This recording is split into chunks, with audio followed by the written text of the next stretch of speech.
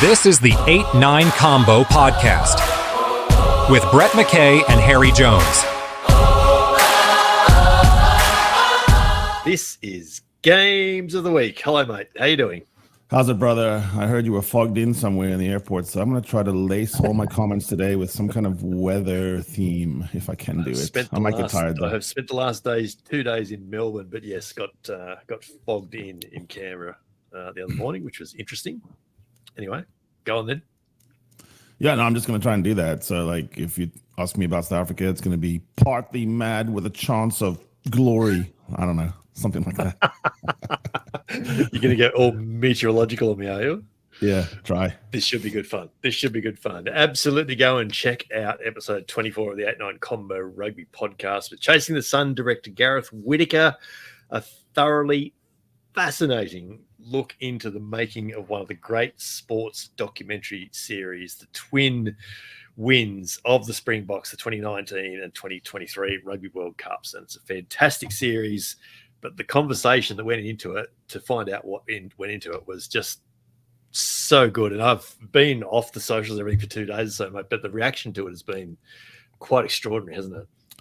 Yeah, the rugby intelligentsia has loved it. Yeah. It's leading to all kinds of interesting collaborations. We're like David Guerra. We're going to be featured on all kinds of rugby music coming up. Yeah. More later on that.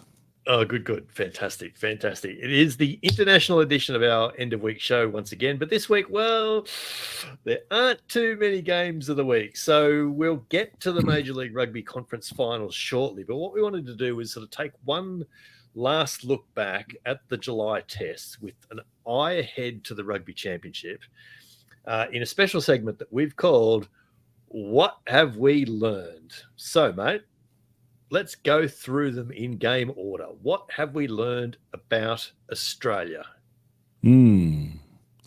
What learnings have we? Sorry. So Australia is a little bit of a same as it ever was, again and again and again, because even though Joe Schmidt has tightened up several parts of the Wallaby game, there's still this nagging set of questions about front row depth. If you have a couple of guys go down, Angus Bell looks like a real miss there. Not just for the scrumming, but the actual second carry, third carry. You know, Valetini gets you over the line, and then who's your second guy and who's the cleaners? Yeah. It's like, we just need two more big bodies. Number 10, not in the sense that we think Noah Lolosio is not the proper top candidate, because of course he is, if you have any rational view of what's been going on. It's that he hasn't taken control of the jersey where there isn't a controversy. You almost he leaves himself open to the criticism. Yes, I agree. Yeah, and I think there's more factors to that than just Noah, of course. Yeah, but of course. And then big six, a bully six. So right now to switch Bobby over to 6, does bring Harry Wilson into play at 8. But there's still that nagging sense of, sort of 6, 8, 12, 10. I guess on the even numbers, where are we on that? And possibly could add 2. So maybe it's 2, 6, 8, 10, 12. Where are we going on that?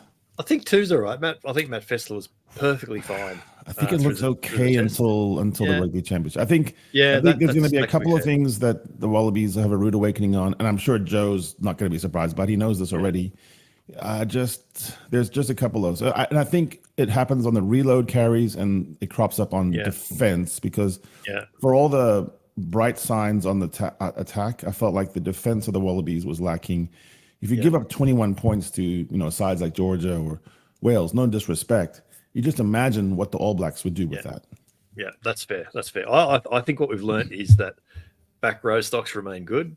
Yes. We've learned that back 3 stocks remain good. I think we even learned against Georgia that Paisami and Ikitau are, by some distance, the best centre pairing going forward. But I also think we knew that. And I also think that we've learned that whilst the Joe Schmidt influence is clear already, and we've seen things like the little tip passes, the patience in pick and go, set pieces already beefed up. We can see the Laurie Fisher influence around breakdown and collision. But there is the age-old Australian question of how many penalties will we give away this week? Yeah. And it might be 14, it might be 9, it might be 12. There's still a bit of work to do there because, again, if you're going to start conceding penalties, particularly in your own half, as they did in the last 2 tests, that's going to be punished by McKenzie and Pollard and Carreras and the like. So, yeah, it's the opportunities lost as well. So, 12 penalties, I think, was the count in the final game. And if you break those down, probably 3 of them were good, just like in the NBA. You have good penalties, take that foul. Yeah. But when you have the ball and you lose it as a penalty turnover, it's almost it's like it's the worst possible thing. When you've mounted 20 phases on opposition try line and you cough up penalty for not releasing. Yeah. I mean, this is what gives, that was what would give Laurie all that great hand under the bucket hat. Just you have your opponent. Now what you want to do is almost force the other penalty. So rugby is a game of forcing penalties as well. It's one of the ways we score. It's one of the most important ways we score. So I think Wallabies' ability to, I hate to say this, sorry, but give the referee the right picture. Around the attacking ruck. Absolutely right. It's become cliche, but it is spot on. It's absolutely right. What have we learned, mate, about South Africa? As usual, we are simmering fury and violent joy. There's nothing like following the South Africans' storied life through rugby. We are just always mad about something and always secretly kind of happy and ready to eat. So I think, what we've learned about this is, and for all the apparent insanity of Rossi, there's such a smart guy underneath it that does succession planning. So if you look and you actually just soberly look at the map of the position by position, South Africa is sort of 3 or 4 deep in most positions now. Even in positions where 5 years ago you said we had nobody at 9. Now there's probably 6 scrum offs to choose from, and you'd be fine with 4 of them against the All Blacks. There's a couple of positions where the age profile is starting to be an issue, but when you go back and look at that, even there's only number 8.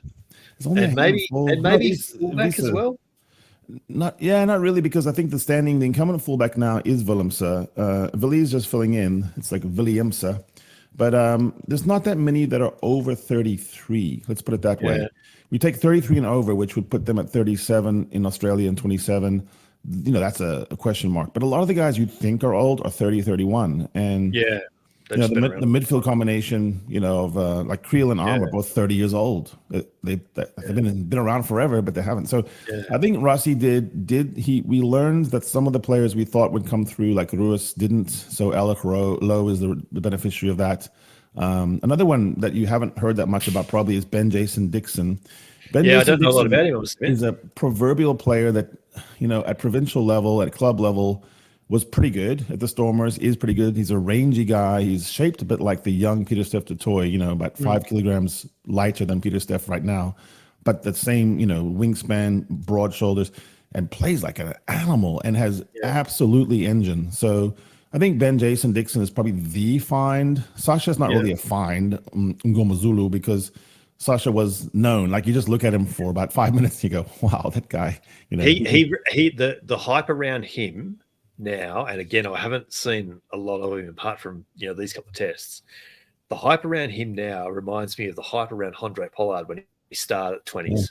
Yeah, it's a fair comparison, and he has more athletic skill. But what's interesting about Sasha is that he bangs his kicks over a bit like when Geordie Barrett's on. Like, he not only gets the kick over, he tries to nail someone in the top part of the stadium. He kicks it a long way. Yeah. Is there? So you mentioned Damien Willemse there as the incumbent 15, and that's interesting, because the one little chink that I thought was, I think we saw it in the last test when Spiders LaRue went down. There was just something missing in the attack. Yeah. So Willemse won that in 2023 at the World Cup. He was the starter at fullback, and he was learning from Willie. Willie's actually a really good mentor, by the way. So having Willie in camp is really outstanding. He never shuts up. He's always got an opinion. And the thing is, most of the opinions are right. It's just that he's grumpy all the time. He's a perfect coach. Look at him. You're going to be a coach. You're hard to impress. So Willemse's injured. He had a really bad finger injury. It takes a while for that to come back. No, the thinking is that it's basically Willemse and Sasha in fighting it out. Fassi. Fassi is another guy that's just got raw athletic talent, really long and incredible leap. His speed is off the charts. So I think it's just a matter of finding where you plug those in. I think the thinking is if we had to play a knockout match against the All Blacks tomorrow, it'd be, and everyone's healthy, Willemse is the incumbent. It feels like the question is which of those four misses out on the 10, 15, 23 rotation. So then you have the 6-2-7-1. When it's the 7-1 and you have someone who can fit all purposes, Sasha would be the perfect person to groom. He's 22 years old. He can play any position. He really could. Grant Williams is another one whose stock rose. I don't know if you saw that play against Ireland where he had to switch on to his left foot. He banged a kick that was sort of a 50-22. The Irish guy did save it, but he looked up and Grant was already there and tackled him into touch. So made it a 50-22 the old-fashioned way. All the things in that one play, a coach goes, wait, can anyone else do that? Nobody can do that. He has sub 10-second speed in the 100. What? Yeah, he's an actual certified sprinter. Like, he's the only guy. Everyone says rugby players are quick. This guy, Grant Williams, actually, he'd be the fifth guy. He'd be like a 9-9, and nowadays that's not good enough. But well, we'll see how he goes in the Rugby Championship after he wins Olympic gold in the next 4 months. No, he's nowhere near to Olympic gold. I'm just saying the guy can actually do the 100-meter sprint like a proper sprinter. Yeah, right. Okay. All right. Fair enough. What have we learned about New Zealand? Man, New Zealand is like this brooding, smooth machine. They're kind of bubbling under. They're a bit small, I think. I think we learned that maybe at lock, there's a bit of a frailty there in the new regime post Retallick and Whitelock. Like they really miss Sam Whitelock, don't they? But overall, they look kind of brooding. They're like the unrequited lover in the love story. I think Razor Robertson's building something there, like some sort of vibe. I anticipate them exploding in this Rugby Championship, quite frankly, and scoring way too many points. It could be really ominous, couldn't it? Yeah, and so I can't believe I'm about to say this. I think they showed frailties against the rush defence, which South Africa go beauty. Yeah. So England clearly decided that the best way to play New Zealand is to get in their face, and they did that, and they did it with success. I think they did it with more success than they thought. And New Zealand didn't have too many answers for it. Whereas then conversely, they go to San Diego and Fiji didn't use the rush. They just held back and let them run at them. And what do you know? They ran everywhere. Yeah, the Fiji defense was whatever the opposite of rush was. It was Fiji. I'll be there later. Yeah, it was Fiji. That has been the one thing that the only team is the Hurricanes that plays somewhat of a modified rush D, so the All Blacks don't get to face it. And privately, behind the scenes, my Kiwi sources tell me that's the one thing they miss from playing the South African teams, more than the physicality of the pack, even just. The different defensive patterns. The sheer speed difference. Yeah. When you have a Colby and a Arendse, just the ability to be places where you go, how did you get there? Is impossible. You must have been offsides. No, you weren't. Because not many. I mean, the Brumbies tried to use it front half of the year, but even they just sort of pulled back by the end of the year. So they're not getting much of it from Australia either. And so it comes back to this one thing. In my article in The Roar this week, I pointed out that sometimes when you say that you cannot get around the rush defense and you're forced to do dinks and chips and diagonals, it's because your initial your carry wasn't good enough over the gain line, which created less space between, carry, say, Bobby V, Jake Gordon. Then I get to the Noah. By the time I get to Noah, I've already got three guys in between Noah and Paisami Ikitau. That's a problem because then Noah has to do something, either eat the ball, reset behind the gain line, or do kicks. So I think the All Blacks have still not worked out who their second carriers, third carriers. They got plenty of big carriers in the backs, and you could line up Caleb Clark and Sebu Reeves, Brown, Mark Tilley, and say, "Give me over the gain line," but that doesn't really work in the trenches. So I think when I say that they're missing some big beef, I think it's not just in the lineouts. I think Sam Whitelock was always a sneaky, deceptively good carrier because his presentments was so good. You never had to worry about it. He would kind of just go, wait, and then present. And there you go. Here's another meter. Yeah, exactly. Yeah. That's a good shout. What have we learned about Argentina? Consistency. I tell you what we have learned about Argentina is that Conteponi has already reintroduced a bit of Argentinian flair about them. They look different to the Checa Los Pumas. It could be bad though. I thought that Checa had them kind of in the right mix. They were just about the right kind of hybrid. I think Contepomi is going back to this sort of pell-mell. I think consistency will be the problem. What I've learned is they are really up down. For 30 minutes, for 20 minutes, they could be the best team in the Rugby Championship. And then for 10, 15 minutes, the worst. And as we all know, that's what gets you killed in the Rugby Championship, because all these teams can score. Like, it's just, they can score from nothing. You give Mark Talea a sniff, Chesson Colby a sniff, they're gone.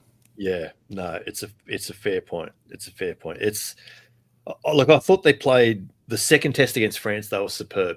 It was amazing. That was one of the great 15-man performances. And say whatever you want to say about that French team in South America, and I actually mean on the field, but specifically.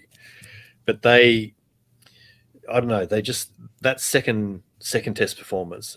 Santiago Carreras was not a fly half 18 months ago, but he's really grown into that jersey.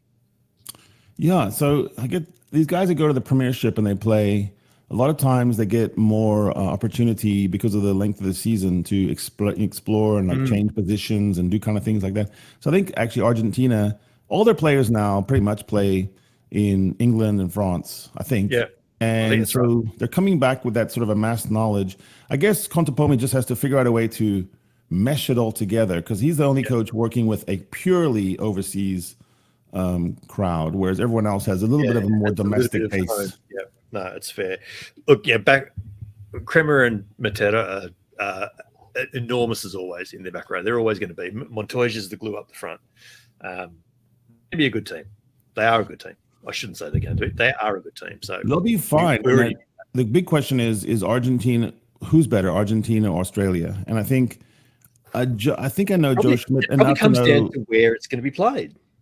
Maybe, but I think I know Joe Schmidt's mindset enough to know that he's that humble, that he's not getting ahead of himself. I think he's prepared to ask the same question. I think if he swept, for example, the Box or took one off New Zealand, he would be so chuffed about that. I think what he's in his heart of hearts is thinking, we got to take 2 against Argentina. We got to beat Argentina. We got to restore that pecking order first. Yeah, that's fair. Major League Rugby conference finals this weekend after a couple of boil-over semi-final results last weekend. So the Eastern Conference finals on Saturday, the New England Free Jacks. I had Patriots in my head then. I really nearly said that. The New England Free Jacks against the Chicago Hounds in Quincy, Massachusetts on Saturday. On Sunday is the Western Conference final between the Seattle Seahawks and the Dallas Jackals. And you said the Seattle Seahawks. See, you're just so NFL right now. It's the Seawolves. I did too. That's all right. We'll cut that out in edit. Hey, what are you wearing, brother? What's that? It's just a jersey that someone sent me. Is that an omen? I mean, are you signaling something there? Are you saying that you're picking against your friend Sam Windsor? No. What I'm saying is that I have so many jerseys now that I can link it into pretty much every episode that we do. That's what I'm actually saying. Like one of those rock stars, like who was that guy? The guy for the Kings, who every single song was a different outfit. Yes, yeah. I'm going to start doing mid-show costume changes soon. Well, so Seattle's definitely the favorite here. I think so. Yeah, putting the upset twice in a row is really hard. That's huge. Dallas might think A, we overperformed. B, we already kind of did what we're supposed to do, so now let's just enjoy. Have they played their grand final already? That's on the other hand, they would have very little pressure, and they've got nothing to lose from here. We know that pressure is the great equalizer. So I think it's about the old hands, probably our friend Sam and those guys. Can you feel position in lockout game? Yeah, it should be a comfortable win. But there's other thing that plays here is weather. It's been a very crazy summer, so I don't know what the exact weather is like, but it could be rainy, and that would play into Dallas's hands because of that big maul. Who are you thinking then for a championship final the following weekend? No, it should be by form. It should be the top play. It should be New England, Seattle. New England, Seattle, which is an interesting, extreme east, extreme west. I think you can get from Boston to Ireland quicker than you can get from Boston to Seattle. Yeah, That's right. the true thing. I can absolutely believe it. We just thought we'd let you know our plans for the next few weeks. Obviously, we've got a couple of rugby-free weekends coming up, including this weekend. So there'll be no games of the week next week, obviously, with nothing. We have got 2 great rugby chats coming up with the weekly 8-9 combos, of course, including a look behind the curtains with the TV match official next weekend, which I'm really looking forward to. And then Test match post-mortem will resume on the first weekend of the Rugby Championship as well. So just so that everyone knows our movements. Don't just rant and rave at us, but please on socials, on 8-9, come on there and just talk about the things you've always wondered about a TMO, the process. Yeah, absolutely.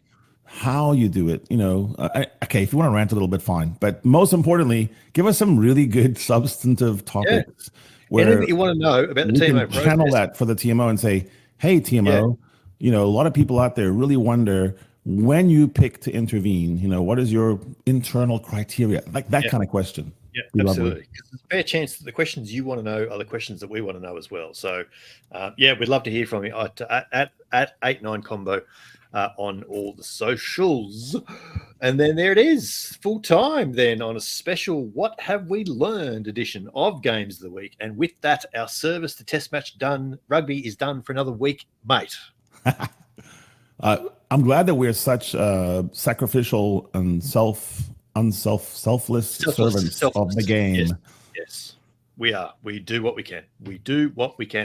But do please go and tell us what you think at the 8-9 combo on all the socials, or leave your thoughts right here in the comment section on the YouTube channel as well. Or, hit Harry and I up on the socials in our usual places. Make sure you're followed and subscribed across all the platforms on YouTube as well. Make sure you're getting everything as soon as it drops. Again, go back and have a watch on YouTube of episode 24 of the 8-9 combo with Gareth Whitaker.